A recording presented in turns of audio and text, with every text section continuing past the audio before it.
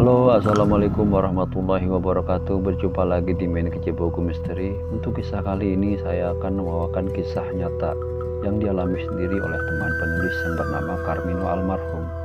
Pengalamannya membawa penumpang makhluk dari dunia lain yang tak pernah ia lupakan dalam kehidupannya. Mari kita simak kisahnya. Baginya, kejadian itu menjadi kenyesalan seumur hidup. Kalau saja aku tidak membawa penumpang kuntilanak itu, dan aku ajak berhubungan intim, aku tidak akan menderita impotens permanen seperti ini.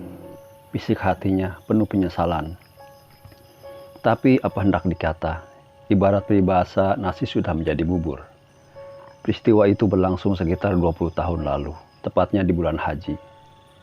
Tradisi masyarakat Kabupaten Langkat di bulan haji digelar hajatan pesta perkawinan atau sunatan setiap Sabtu dan Minggu.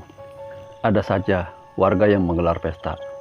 Penghasilan Carmino narik ojek mengantarkan penumpang ke tempat kondangan dalam satu hari bisa mencapai Rp100.000. Suatu penghasilan cukup besar di zaman itu. Carmino kadangkala sampai dini hari baru pulang ke rumah orang tuanya. Dulu ia dan keluarganya tinggal di kawasan lingkungan 1, Titik Putih, Kelurahan Perdamaian Setabat. Malam minggu itu, cuaca kota Sabat, Kabupaten Langkat, Sumatera Utara sangat cerah. Bulan purnama dan ribuan bintang menghiasi angkasa.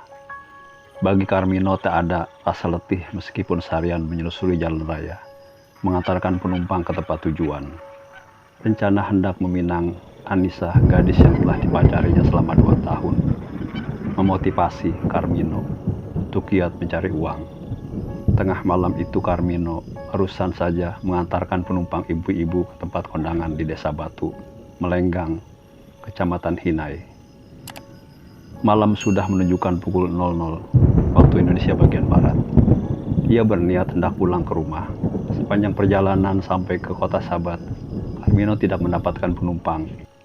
Tapi begitu tiba di simpang maut Kuala Bingai, Carmino melihat ada seorang perempuan berdiri di pinggir jalan, menyetop ojeknya.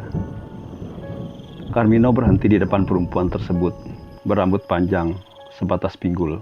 Tubuhnya tinggi semampai, seksi bagai gitar Spanyol, dan sangat indah dipandang mata. "Mas, tolong antarkan aku ke tempat kondangan di Desa Tanjung Beringin," pintanya. Carmino hanya diam membisu menatap wajah cantik rupawan perempuan itu. Dalam hatinya sebenarnya ia malas mengantarkannya. Tapi ia tidak ingin mengecewakan penumpang. Rezeki tidak boleh ditolak, begitu bisik hatinya. "Tolonglah mas, yang pesta teman akrabku. Pasti dia marah kalau aku tidak menghadiri pesta pernikahannya," rengek perempuan itu manja. Ia mengedipkan matanya menggoda. Sar darah Carmino berdesir. "Ayolah mbak," katanya. Perempuan itu lalu menghempaskan bokongnya ke atas sadel sepeda motornya. Tangan mulus perempuan itu memeluk pinggangnya. "Jangan ngebut ya mas, santai aja," pintanya. Suara perempuan yang diboncengnya terdengar sangat nyaring di telinganya. "Namanya siapa mbak? Dan rumahnya di mana?" tanya Carmino. "Namaku Kuntila Puspita Dewi mas, panggil saja Dewi." "Jangan pakai mbak, umurku baru 20 tahunan mas. Rumahku di Ranto, Kuala Simpang Aceh Tamiang. Aku ketiduran dalam bus mas. Begitu terjaga dari tidur, sudah sampai di depan kantor Koramil. Aku minta berhenti dan bus berhenti di Simpang Maut," katanya. "Mengapa pergi sendirian, tidak bersama pacarnya?" tanya Carmino. Kemudian, "Aku belum punya pacar mas, aku ini janda," jawabnya. "Anaknya berapa?" tanya Carmino. "Nggak punya anak mas, suamiku meninggal 2 tahun lalu korban kecelakaan lalu lintas. Sejak suamiku meninggal, aku menjanda. Dan mas sendiri sudah punya istri?" Ia balik bertanya. "Sudah," jawab Carmino berdusta. "Sudah punya anak mas?" "Belum." "Sudah berapa tahun menikah mas?" "Setahun." Perempuan itu ternyata enak diajak bercerita. Tak terasa perjalanan sudah hampir tiba di tempat tujuan. "Mas, di Simpang Pasar 8 nanti belok," katanya. Begitu memasuki Simpang Pasar 8 di Kecamatan Hinai, terlihat ramai tamu undangan keluar masuk menuju ke tempat pesta. Padahal tadi saat Carmino lewat di simpang itu, setelah mengantarkan sewa dari Desa Batu, Melenggang, terlihat sepi. Mengapa sekarang terlihat ramai? Bisik hatinya merasa heran. Tapi orkes dangdut menyemarakan pesta pernikahan malam itu membuat Carmino terlena dan larut dalam suasana gembira. Kedatangan Dewi disambut peluk cium penyambut tamu. Carmino diperkenalkan sebagai pacar barunya. Pemuda itu hanya senyum-senyum saja. "Mas, tunggu di sini sebentar ya. Dewi mau menemui pengantin wanita," katanya. Carmino hanya mengangguk. Dia duduk sambil menyantap sepiring nasi putih bersama lauk pauknya dengan lahapnya. Dia asik menonton pertunjukan orkes dangdut, sehingga tidak memikirkan hal-hal gaib yang terjadi di depan matanya. Ketika matanya melihat Mia, Carmino mengenyitkan dahi. "Itu kan Mia, penyanyi dangdut yang sudah meninggal beberapa bulan yang lalu. Mengapa dia ada di sini jadi budian lagi?" Gumam hati Carmino bertanya-tanya. Tidak mungkin Mia, dia kan sudah meninggal dunia. Wajahnya memang mirip, seperti pinang dibelah dua, bisik hati Carmino. "Mas, yuk kita ke rumah temanku. Mas mau pulang, sudah tanggung, mendingan besok pagi aja. Di rumah temanku mas, bisa istirahat," ujar Dewi. Benar juga. Bisik hati Carmino. Dewi mengajak Carmino ke rumah temannya. Mereka berjalan melewati gang-gang yang sempit. Bangunan rumah sangat rapat berdempetan. Gang masuk ke rumah teman Dewi hanya pas untuk ukuran tubuh dan bentuk bangunan rumah itu bermacam-macam, sesuai dengan status keluarga yang membangunnya. Ada yang berdinding beton dan berlantai keramik. Ada juga yang hanya berdinding gedek, bahkan tidak berdinding sama sekali. Tiba di sebuah rumah bercat putih, Dewi berhenti.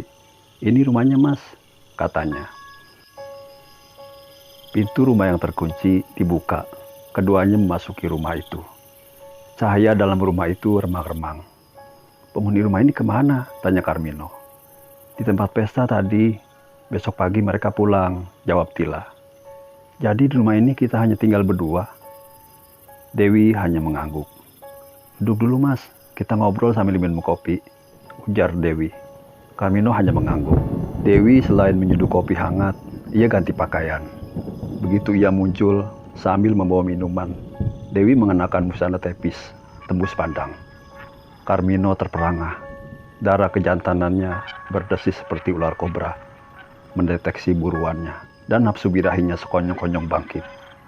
Dewi hanya tersenyum-senyum, mengelingkan bola matanya untuk menggodanya.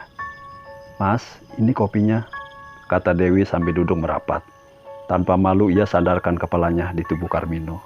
"Rambutnya bau kembang kantil," bisik hati Carmino. Tapi Carmino tidak memedulikannya. Ia sama sekali tidak menaruh rasa curiga jika perempuan itu yang dipeluknya makhluk dari dunia lain. "Mas," kata Dewi. Kata-kata itu hanya sampai di situ saja. Ia laba menatap wajah Carmino seperti minta sesuatu. Carmino paham apa keinginan Dewi. Carmino memainkan kedua belah tangannya, merabah bagian sensitif di tubuh Dewi. Perempuan itu menggelincang, merasakan kenikmatan. "Terus lakukan mas, aku membutuhkannya. Sekian lama aku merindukan suasana seperti ini. Dulu sewaktu suami aku masih hidup, kami sama-sama merasakan kenikmatan surgawi setiap berhubungan suami istri.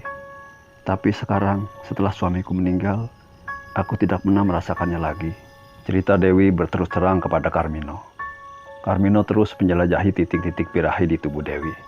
"Mas, puaskan aku," pinta Dewi mengibah. Carmino hanya mengangguk. Nafsu birahi keduanya senat-senut, sudah sampai ke ubun-ubun kepala. Seperti kepundan gunung berapi, tinggal menunggu waktu kapan meletus. Keduanya bergulat di atas sofa.